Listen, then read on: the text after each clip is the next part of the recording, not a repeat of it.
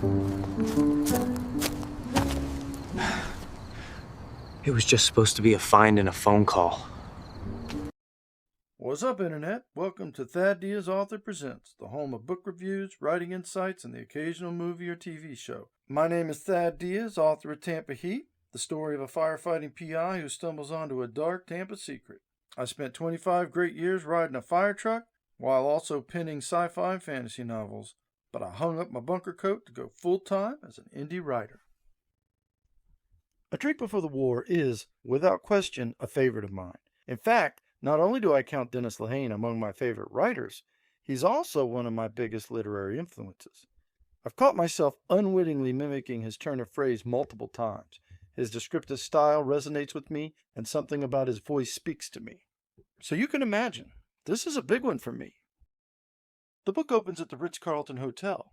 Patrick Kenzie is on his way to meet a new client. 3 of them, in fact. The trio of politicians waiting on him is headed by a powerful state senator named Sterling Mulkern.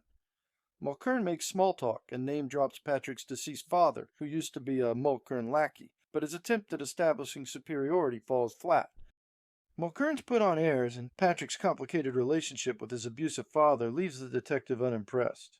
They get down to business after a tense exchange, and Mulkern tells Patrick he and his cronies need him to recover stolen documents that could jeopardize important state house legislation about to come to the Senate floor. Patrick tells Mulkern he finds people, not things, but Mulkern has a suspect, Jenna Angelee. Jenna's a black cleaning lady who worked for the senator. She disappeared with the papers. Patrick pushes him for a motive, but only gets racist dismissiveness. Patrick thinks the senator is holding out on him, but lets it go. This exchange also taps into an ongoing theme that will resonate throughout the rest of the book, but more on that later.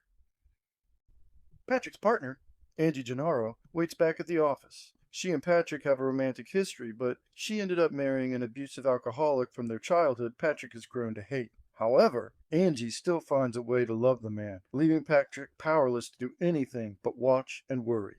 Angie has her own misgivings about this case. Working for a bunch of shady statehouse politicians feeding her and Patrick lies and half-truths isn't her idea of smart business. She thinks they're getting in over their heads and fears they have no graceful way out if this thing gets messy.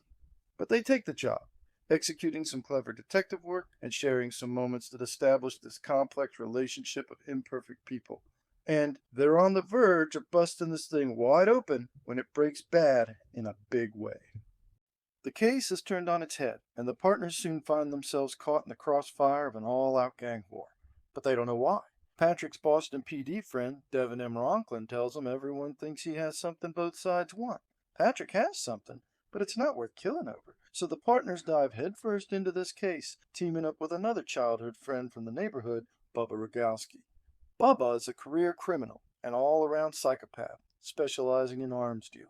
They need his muscle and arsenal to give them leverage while they sort out the mysterious source of this escalating violence. The book careens to a series of satisfying showdowns on the nation's birthday, but Patrick and Angie are ill-prepared for the dark secret awaiting them. It leaves the pair shaken to the core and forces them to confront the darkness within themselves and the other players in this twisted game. So what's the verdict?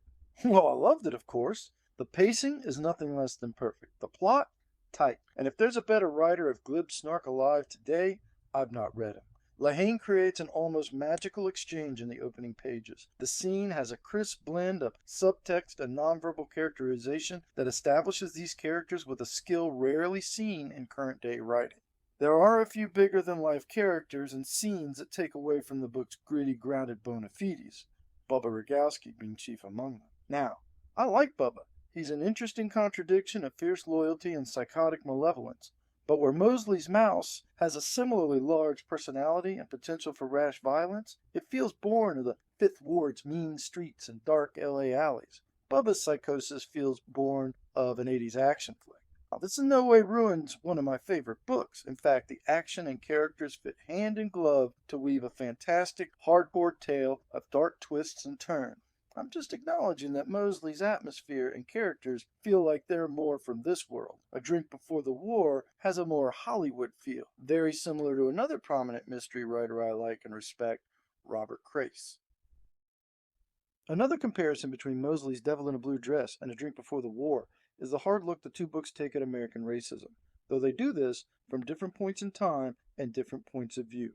Patrick Kenzie doesn't view the world with the same black and white tones Ezekiel Rollins does, but his black reporter friend Richie Colgan provides a great contrast to Patrick's white Irish perspective. In fact, one of my favorite scenes of the book is of the two of them debating race in America in a refreshingly frank way that pays homage to its complexities. Colgan might be my favorite supporting character. He feels more real and less Hollywood than Bubba and plays a big role in the overall story. So go read A Drink Before the War. It's a great book full of great characters that might provoke some thoughts. And leave a comment telling me what you think of it and how do you think it measures up to Devil in a Blue Dress. One more thing. It'll just take a second. That's a wrap for now. Thanks for watching. Please leave a like, follow or subscribe, leave any comments, questions, or requests below. The best way to support this channel is to buy a book from me, Amazon, or wherever ebooks are sold. Happy reading!